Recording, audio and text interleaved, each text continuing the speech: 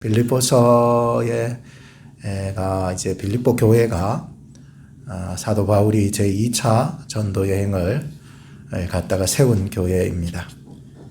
빌립보 지역은 로마의 식민권 안에 이게 소속되어 있다 보니까 로마의 굉장한 지배와 또 통치를 받을 수밖에 없죠. 네, 로마 군인들이 퇴역하고 전역하고 리타이어하고 제일 가고 싶은 게 빌립보 지역이라는 거예요. 그래서 이 빌립보 지역에는 굉장히 많은 로마 사람들이 거기에 주거하고 있었던 거죠. 이곳의 사람들은 대부분 로마 시민권을 가지고 있었고 대부분 고유의 특권을 가지고 있었습니다. 그게 뭐냐면 황제에게 호소할 권한을 가지고 있었고요. 또 어떠한 이유도 없이 신체를 구금할 수가 없는, 당하지 아니할 그러한 권한이 있었습니다. 그 어떤 사람도 자기의 어떤 신체에 대해서 터치할 수 없을 만큼 굉장히 특권이 있었던 사람들이 거기에 살고 있었던 거죠. 바울이 빌립보 지역에 발을 딛고 이제 기도 처소를 찾기 시작했습니다. 그 당시에 그 마을에 최고급 원단을 제조하고 파는 옷감 장수, 자줏빛이 나는 옷감은 구하기가 힘들어서 그 원단을 장사하는 루디아라고 하는 여인을 만나게 됩니다. 그녀는 이미 하나님을 공경하는 유대인의 가르침을 들었던 사람이었습니다. 그래서 바울과 실라가 와서 복음을 전할 때에 하나님을 믿는 유대인인 줄 알았으리라 생각합니다. 그래서 쉽게 접근할 수 있었고 또 바울과 실라가 전하는 그 하나님을 듣게 됨으로 말미암아 하나님께서 이 루디아의 마음을 활짝 열어주셔서 바울의 그 복음을 깨닫게 됩니다.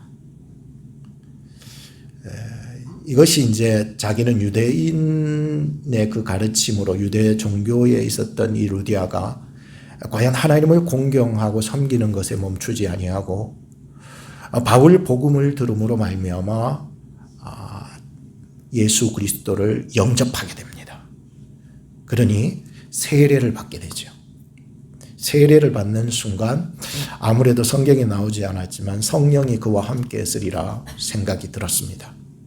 그리고는 열린 마음으로 자기 집을 당신의 기도 처소로 오픈합니다 하고 열어준 것입니다. 그래서 자기 집을 완전히 기도 처소로 만들어 준 것이 빌립보 교회의 출발점이 된 것입니다.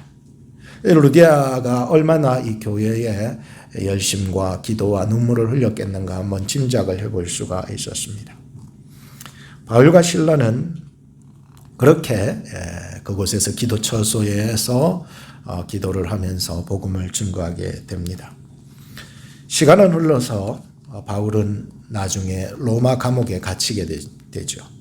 그리고는 감옥에서 빌립보 교회를 위해서 기도할 때에 감사와 기쁨이 막 넘쳤습니다. 왜냐하면은 빌립보 교회의 소문이 감옥에 있는 이 바울에게 들려질 때에 첫날부터 지금까지 이 빌립보 교회가 복음 안에서 교제해 나가고 있더라라고 하는 소문을 들었기 때문에 이 빌립보 교회를 생각하면서 기도할 때에 마음속에 감사가 막 나오는 거예요.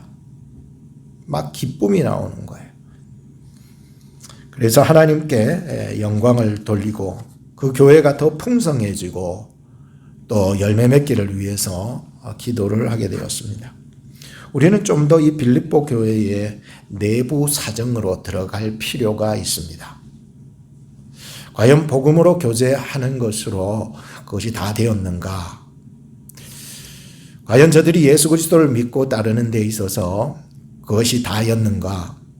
우리가 한번 볼 필요가 있습니다. 그래서 오늘 본문과 연결되는 그 내용이 무엇인지를 여러분들이 아시고 오늘 본문을 들으시면 더 이해가 빠르리라 생각하기 때문에 이 빌립보 교회는 복음 안에서 교제를 이루고 있었지만 역기능적 성도가 있었고 순기능적 성도가 존재하고 있었습니다. 겉으로 보기에는 굉장히 예수 잘 믿고 찬양 잘하고 예배 잘 드리고 복음 안에서 뭔가 교제를 이루는 것 같은데 내부 속으로 쑥 들어가 보니까 그 안에는 역기능적 성도가 있었고 순기능적 성도가 있었습니다. 조금 성경적으로 풀어보면은 빌립보서 1장 15절에 보면 나타나는데 어떤 이들은 투기와 분쟁으로 그리스도를 전파하고 어떤 이들은 착한 뜻으로 그리스도를 전파하고 있었다는 것이 그 의미입니다. 이것은 어떤 이단들에 대한 문제가 아니라 함께 예수 그리스도를 믿는 공동체 안에서 사사건건 시비를 걸면서 따지고 싸우려고 달려드는 성도들 때문에 갈등을 빚고 있었다는 거예요. 이거는 어떤 이단의 문제 이런 거하고는 차이가 있죠. 외부적인 어떤 환란이 왔다거나 뭐 이단이 치고 들어와서 교회를 시끄럽게 했다거나 이런 종류가 아니라 전부 다 예수 그리스도를 믿는데 그 안에 역기능적 성도가 있고 순기능적 성도가 있어서 갈등을 빚고 있더라는 거예요. 그때 바울은 어떠한 태도를 가지고 있었는지 제가 엄청나게 도전받았습니다. 비록 그는 지금 감옥에 있음에도 불구하고 그들에게 이 사정을 깊이 알고는 편지를 보내되 이 사도 바울 선생님은 어디에 집중하고 있었냐면은 그리스도에게 집중하고 있었던 것이요. 참 이거는요 들리는 사람만 들리는 거예요.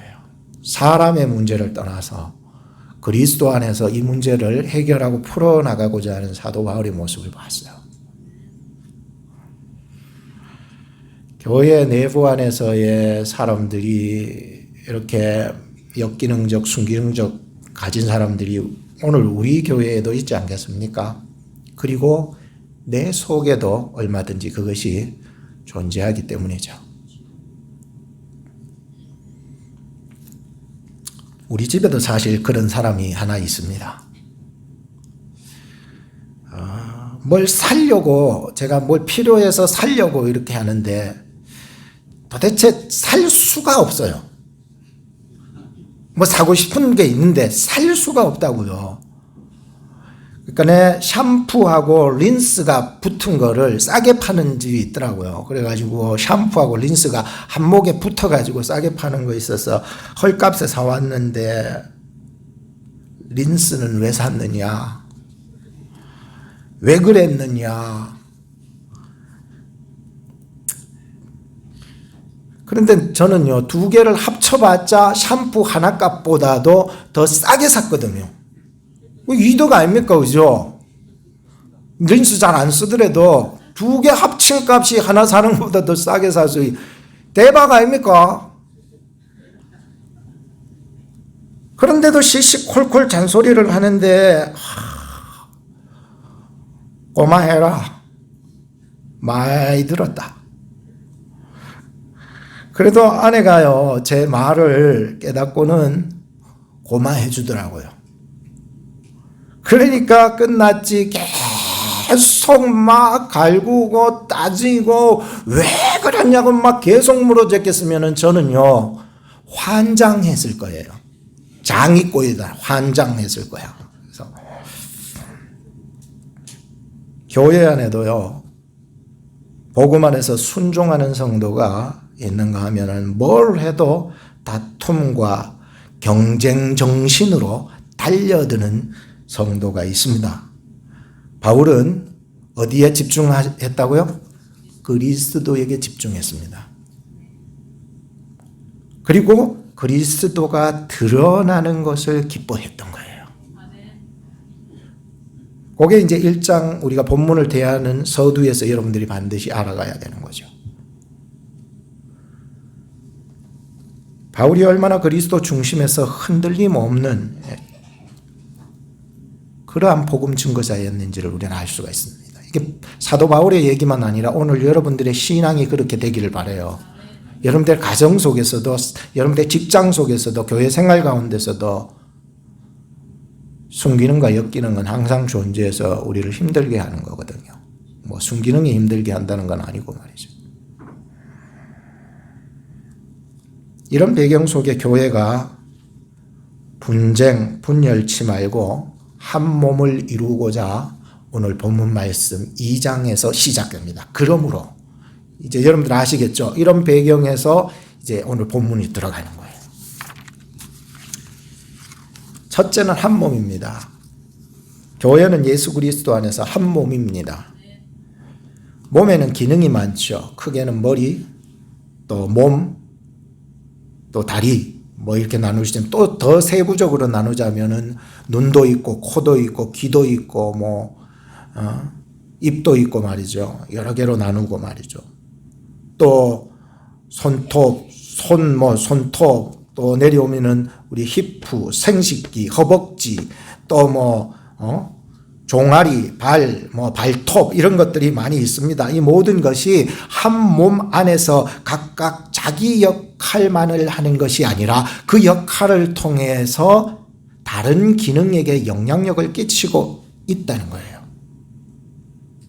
내만 잘해야지 하는 것이 아니라 내 역할을 통해서 다른 기능 역할에게 영향력을 끼치고 있는 거지요.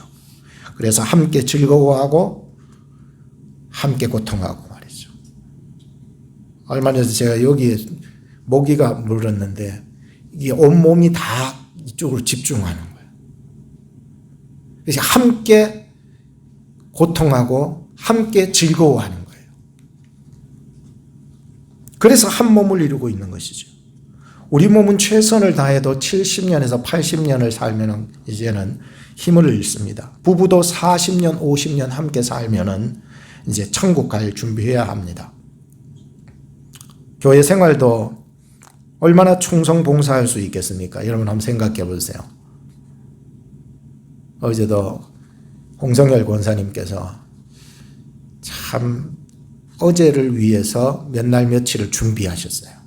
그래서 허리띠를 단단히 졸라매시고 오셔가지고 송편을 만드시는데 집으로 돌아가시면서 당신께서 힘이 있는 동안에는, 힘이 없으면 못한대요.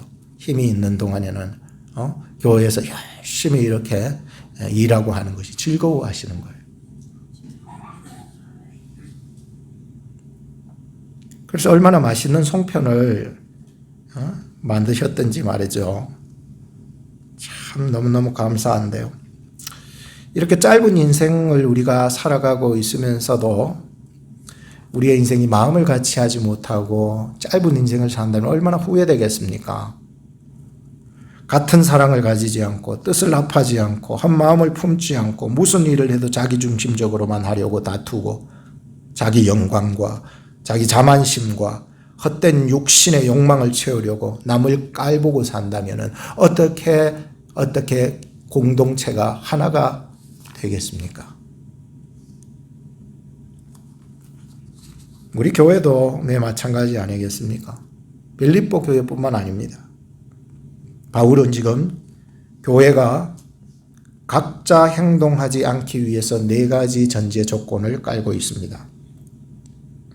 뭐냐 하면은 1절 말씀을 보시면 그러므로 그리스도 안에 무슨 권면이나 사랑의 무슨 위로나 성령의 무슨 교제나 긍휼이나 자비가 있거든 이라고 말씀합니다. 그래서 교회가 한 몸 되기 위해서 4가지 전제 조건을 깔고 있습니다. 이것은 파운데이션 내 부분에 속하는 것입니다. 교회가 반드시 이거는 가지고 있어야 될 4가지 전제 조건 4가지. 그래야만이 교회가 분열되지 않는 이 4가지 조건 말이에요. 교회가요 얼마나 쉽게 분열하고 분쟁하는지 아십니까?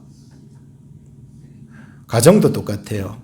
이 4가지를 딱 갖추면은요 가정이요 분쟁하지 아니하고 분열하지 않아요. 여러분의 직장도 똑같아요. 이 4가지 정신을 딱 가지면은 여러분들이 분쟁이나 분열에서 벗어날 수 있는 4가지를 분명히 이거는 이 전제 조건이에요. 이거는 아예 밑에 깔려져 있는 기초 공사예요. 이거는 반드시 필요한 거고 이것이 빌립보 교회뿐만 아니라 우리 교회에도 이것이 반드시 있어야 되는 것이기 때문에 사도 바울이 전한 이 말씀을 통해서 네 가지를 한번 소개합니다. 첫째는 그리스도 안에서의 권면입니다. 이 권면이라고 하는 말은 가까이 부르다라고 하는 얘기입니다. 그리스도 안에서 가까워질 수 있는 관계는요, 흔들리지 않습니다. 분열되지 않아요. 그래서 이 예수 그리스도의 말씀으로 훈계하고 위로해 주는 거예요. 어떻게 보면 이 권면이라는 뜻은 훈계라고 하는 개념보다도 그리스도 안에서 말씀으로 위로해 주는 것이 더 정확한 의미입니다. 두 번째는 사랑의 위로입니다. 이 위로는 앞서서 얘기했던 권면보다도 더 부드러운 격조를 가지고서 격려하는 것을 얘기합니다. 거기에다가 사랑을 담았다고 얘기하니까 얼마나 부드러운 격조를 갖추어서 이렇게 대하고 격려해 주는지 용기를 주고 말이죠.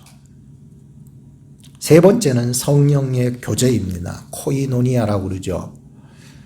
이것은 친밀함, 사귐, 공유하다, 참여하다 이런 의미를 가지고 있어서 성령 안에서 교제는요 결코 분열, 분쟁 이런 것이 없습니다. 마지막 네 번째는 긍휼과 자비입니다. 이 긍휼이라고 하는 것은 불쌍히 여겨주는 마음이잖아요. 여기에서 나오는 것이 바로 표현되는 것이 자비이거든요. 그러니까 이런 것들 네 가지가 잘 갖추어질 때 교회는 절대로 분열하지 않을 거라고 얘기하고 있습니다. 첫째는 다시 말하면 그리스도 안에서의 권면, 두 번째는 사랑의 위로, 세 번째는 성령의 교제, 네 번째는 긍휼과 자비. 이것이 교회의 기초 공사가 딱 되어 있으면 교회가 분열하지 않아요. 그리고 바울은 이 교회가 한 몸으로 골격을 만들라고 얘기하고 있습니다. 가장 먼저 강조하는 것이 내면의 부분입니다. 파운데이션만 칠 게 아니라 프레임을 만들어 가야 된다는 거예요. 건물을 만들 때에는 이 기초공사 다음에 프레임을 세워나가는 거예요. 그래서 이 내면적인 이 프레임을 먼저 얘기합니다. 그게 뭐냐 하면 2절 말씀에 나오는데 마음을 같이 하는 것이다. 여기에서 이제 똑같은 말을 똑같이 다르게 표현하죠. 마음을 같이 한다. 같은 사랑을 가진다. 뜻을 합한다. 한 마음을 품는다. 사실 어떻게 보면 똑같은 말인데 다른 표현 아니겠습니까? 부부가 살아도요. 성격 차이, 생각 차이 때문에 같이 못 살겠다 하는 사람 많습니다. 요즘. 교회에 교인이 떠나는 이유 중에서 하나도 뭐냐면은 이 교회는 내하고 안 맞다는 거예요. 누구하고 안 맞다고요? 내하고 안 맞다는 거예요. 내 생각하고 틀리다는 거예요. 내 성격하고 이 교회하고는 안 맞다. 30년을 살아도요. 전혀 상대방을 배려할 줄 모르는 태도 말이에요. 50년을 살아도요. 전혀 상대방을 배려할 줄 모르는 태도 말이에요. 이런 태도 때문에 내 가까운 사람이 남은 인생이 얼마나 힘든지를 한번 생각해 볼 수 있어야 되는 거죠. 우리 교회도 마찬가지 아닐까요? 뭘 해도 다 자기 중심적인 그런 생각 가지고서 살아나갈 때에 마음이 하나 되기가 어렵습니다. 마음이 떠나버리는 거예요. 그래서 자신의 내면을 다스리는 것이 상대방을 어떻게 내가 다스리고 바꾸려고 하는 것보다 내 마음을 고치는 것이 더 쉽다고 생각하기 때문에 심리적 안정을 내 마음에서 찾으려고 하는 거예요. 이해가 되세요?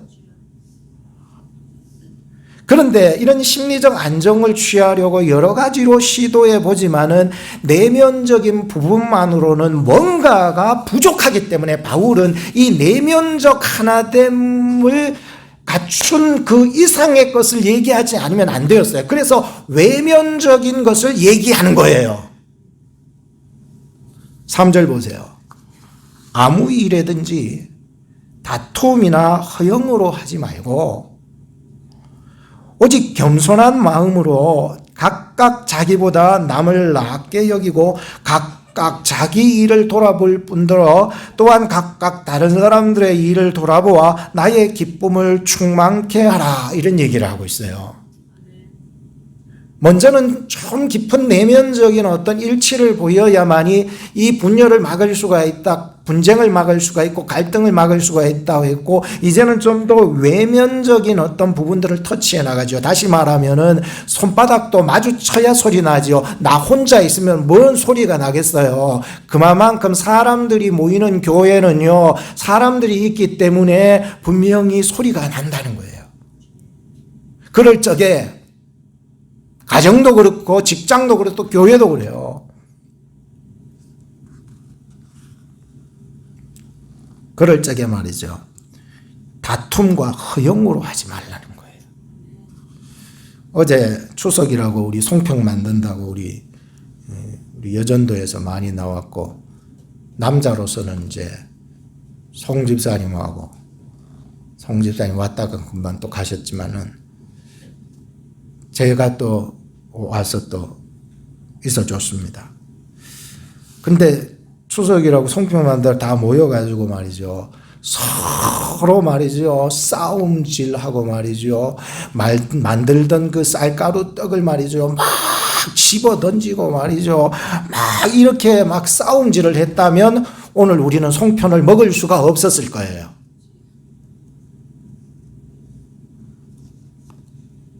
우리가 좀 더 이 교회를요, 정말 하나님이 기뻐하시는 교회로 만들어가기 위해서는요, 다툼과 허영을 빼야 됩니다.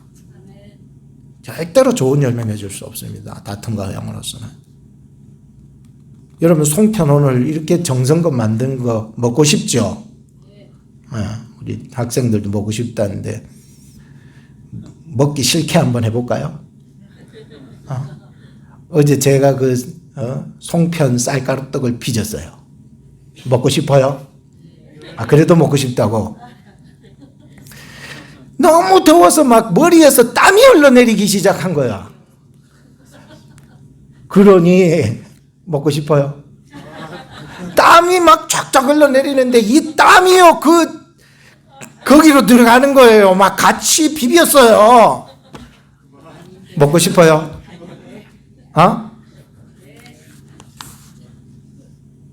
누군가의 수고와 헌신이 없으면은 먹을 수가 없어요. 오늘 교회 안에서도 말이죠, 우리가 배불리 먹을 수 있는 것은 자기를 낮추는 어머니가 계시기 때문 아니겠어요? 자기를 헌신하고 자기를 낮추는 사람이 있기 때문에 말이죠.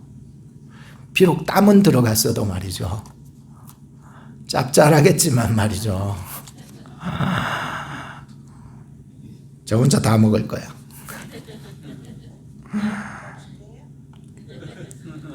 사람들이 모인 곳, 그것이 교회든 가정이든 직장이든 다툼과 허영심은 반드시 버려야 합니다.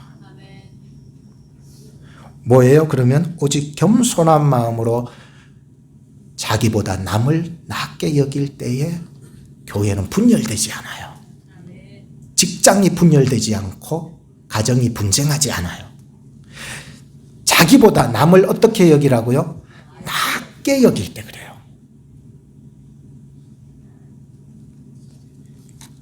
우리 교회가 겸손으로 자기를 낮춤으로 이 다툼 투움이라고 허영이라고 하는 것을 이겨낼 수 있는 교회가 되기를 축복합니다. 두 번째는 태도인데요. 예수 그리스도의 태도를 본받아야 됩니다. 태도. 유은정 씨의 상처받지 않고 끝까지 사랑하기 위해서 거기서 말을 했듯이 성취감을 통해서 얻어지는 자존감은 성취감을 잃었을 때에 혹은 얻지 못했을 때에 또 무너지는 거짓 자존감이기 때문에 그리스도교, 즉 기독교가 말하는 자존감은 그리스도 예수 안에서 자기를 바로 알고 가치들의 중요함을 깨닫는 것이어서 그 확증은 십자가 밑에서 확인될 수 있다고 그랬어요. 바울은 5절에서 말씀을 통해서 우리에게 그리스도가 얼마나 능력이 있는지, 우리를 얼마나 변화시킬 수 있는지, 그리고 세상의 어떤 것도 우리의 태도를 변화시킬 수는 없어도 오직 십자가는 우리의 태도를 변화시킬 수 있다고 했습니다. 목사님, 저 인간 안 변합니다. 지금 30년을 살고 있는데요, 안 변해요. 어떻게 해요? 십자가 밑으로 다시 가야 돼요. 영광의 자리에만 머무르지 말고, 허영된 자리에만 머무르지 말고, 교만한 자리에만 머무르지 말고 말이죠.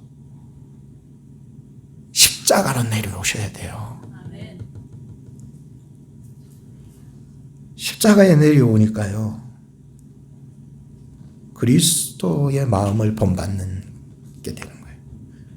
자기를 깨닫게 되는 거예요. 자기 정체성이 뭔지 십자가 밑에서 발견하기 시작한 거예요. 그리고는 가치가 얼마나 소중한지 알기 시작한 거예요. 그 십자가 밑에서 예수 그리스도의 가치, 십자가의 가치, 내가 받은 구원의 가치, 내가 받은 영생의 가치, 하나님의 자녀됨의 가치가 발견되는 거예요. 나의 가치가 발견되면서 저 사람의 가치도 똑같이 발견되는 거예요. 이게 십자가의 능력이거든요. 오늘 여러분들이 이 가치를 잃어버렸다면 십자가 밑으로 가셔야 합니다. 그리고 울어야죠. 하나님 가치가 발견되지 않습니다.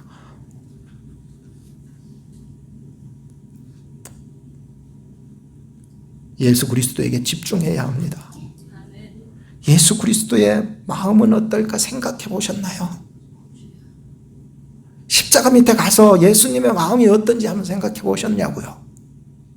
십자가 밑에 가니까. 그리고 내 마음의 태도 속에 예수님의 그 십자가의 태도가 자기를 얼마나 낮추시고 얼마나 끄집어 내리셨든지 얼마나 겸손하신지 그 태도가 내 이 교만한 태도 속으로 들어와서 나를 통치해 달라고 하면서 기도가 터지는 거야.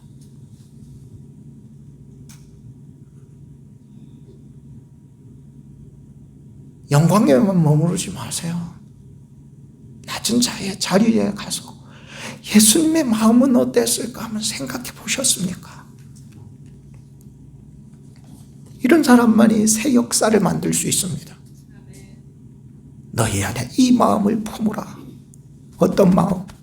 예수님의 십자가에 달려 돌아가신 그 겸손하시고 낮추시고 복종하셔서 자기를 우리 위해서 드리기로 작정하신 그 낮아진 마음 말이죠. 여전히 나는 낮아짐에 대해서 도전이 없는 사람이 있어요. 6절에서 8절을 보십시오. 그리스도께서 어떤 마음의 태도를 가졌는지 구체적으로 얘기하죠. 같이 한번 읽어볼까요? 6절에서 8절 시작. 그는 근본 하나님의 본체시나 하나님과 동등됨을 취할 것으로 여기지 아니하시고 오히려 자기를 비워 종의 형체를 가져 사람들과 같이 되었고 사람의 모양으로 나타나셨으며 자기를 낮추시고 죽기까지 복종하셨으니 곧 십자가에 죽으심이라. 여기서 깨달아야 되는 거예요. 여기서 정말 예수님의 그 심정을 생각 좀 해보셔야 되는 거예요. 지식적으로만 생각할 게 아니고 내가 정말 이 속으로 지금 들어와서 예수님의 그 십자가 밑에서 예수 그리스도께서는 근본 하나님의 본체셨대요. 얼마나 위대하신 분입니까? 이런 십자가를 경험하지 못한 사람이 교회 안에서 자기가 하나님인 양, 하나님의 본체인 양 살아가는 사람이 얼마나 많은데요.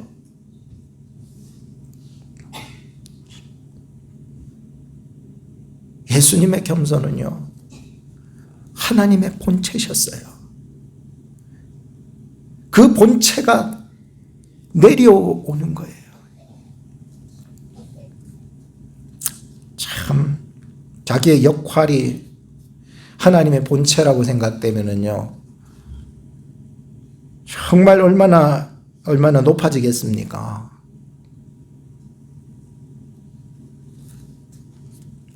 오늘 저나 여러분들이 예수 그리스도께서 근본 하나님의 본체셨지만은 자기를 비웠다고 얘기를 하고 있습니다.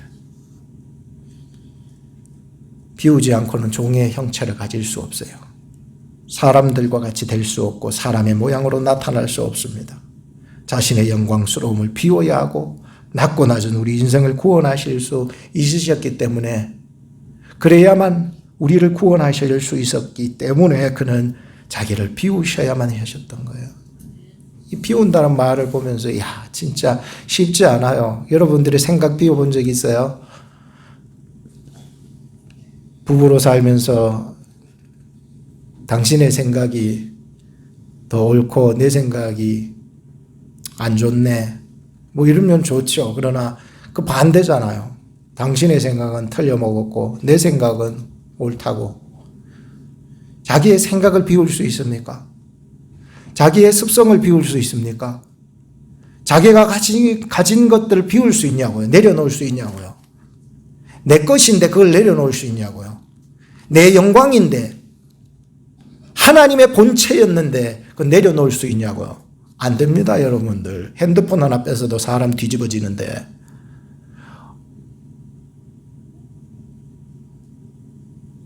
자존심 한번 끌고 나왔다고 평생 안 볼 사람처럼 사는 게 이 세상 사람들인데 말이죠. 자기를 비운다고요? 쉬운 줄 아세요? 어렵습니다. 예수님은 자기를 비웠습니다. 종의 형체를 가졌어요. 낮고 낮은 사람의 모양을 입으셨던 거예요. 예수님께서는 자기를 낮추셨는데, 이 낮추셨다는 말은 겸손 아닙니까? 그리고는 복종하셨대요. 복종은 겸손의 끝입니다. 그리고 십자가에 죽으셨다는 것은 겸손의 완성입니다. 예수님은 바로 겸손하셨고 겸손의 끝을 가셨고 겸손을 완성시키셨습니다. 세상 사람 어느 누구도 겸손을 완성시킨 분은 없습니다. 그런데 예수님께서는 겸손의 모범을 완성시키셨습니다. 이 겸손을 통하여서 하나님께 영광을 돌릴 수 있기 때문이었어요. 그러므로 오늘 우린 누구든지 그리스도의 겸손 앞으로 나아가신다면은 내 중심, 내 자랑, 나의 이 교만, 내가 옳음, 나의 긍정, 내 생각이 굴복당하지 않을 수 없습니다. 그리스도를 정말 생각을 해보셨나요? 그렇다면은 나를 비우지 않고서는 견딜 수가 없어요. 그래서 기도합니다. 주여 감사합니다. 저의 중심에 오셔서 주님의 겸손으로 저를 계속 다스려 주시옵소서. 어떤 선교단체에서 정말 공부도 많이 하시고 인격도 좋으시고 훌륭한 선교사님을 남태평양의 예프라고 하는 섬마을에 보내려고 심사를 했습니다. 너무 훌륭한 선교사님이니까 배운 것도 많고 인격도 좋고 믿음도 좋은데 말이죠. 근데 탈락되었습니다. 그 이유인즉 그 섬마을에는 이 사람의 생활 태도와 사고방식과 풍습과 습관이 맞질 않아서 탈락을 시켜버렸습니다. 예푸족은요, 무개념족들입니다. 무계획을 가지고 있어요. 무감각이에요. 이런 것들이 강한데 그런 섬마을인데 말이죠. 지금 이 훌륭한 선교사님은 굉장히 개념적이고 굉장히 감각적이고 굉장히 계획적이고 철저한 사람입니다. 비워야 그 마을에 가요. 비워야. 철저하리만큼 계획을 가지고 개념을 가지고 감각력을 가진다 해도요. 그 마을에는 들어갈 자격이 안 돼요. 오늘 저나 여러분들이 비우지 않고서는 그 마을에 들어갈 수 없습니다. 나를 비운다는 것 말이죠. 그래서 그가 내 속에 일부 속으로 들어오게 해줄 수 있다는 것 말이죠. 그리고 그와 내가 함께 할 수 있고 말이죠. 자기 속에 자기만 가득 찬 사람 더 이상 들어갈 자리가 없잖아요. 어떻게 들어가요? 어떻게? 결론을 짓겠습니다. 높아지려고 일부러 낮아질 필요는 없습니다. 그리스도의 태도에 주목하십시오. 아직 나는 내가 높아짐에 머물러 십자가 없는 영광에 머물러 있다면 그리스도의 겸손으로 내려오셔야 합니다. 그게 태도입니다. 십자가 없는 영광은 다시 무너질 것이고 우리를 낙심하게 만들 것입니다. 그러나 십자가 밑으로 나아가 나를 깨닫고 나를 얼마나 사랑하셨는지 그래서 우리를 구원하셨는지 그 은혜를 깨달아야 합니다. 그래서 다시 태어난 존귀한 성도로 태어나야 합니다. 내가 예수 안에서 얼마나 존귀한 자인지 다시 태어나서 걸음마부터 시작하세요. 부끄럽지 않아요. 괜찮아요. 서툴러도 좋아요. 다시 태어난 자로서의 모습으로 예수님을 쫓아가고 따라갈 수 있는 저와 여러분 우리 교회가 될 수 있기를 축복합니다. 기도합시다.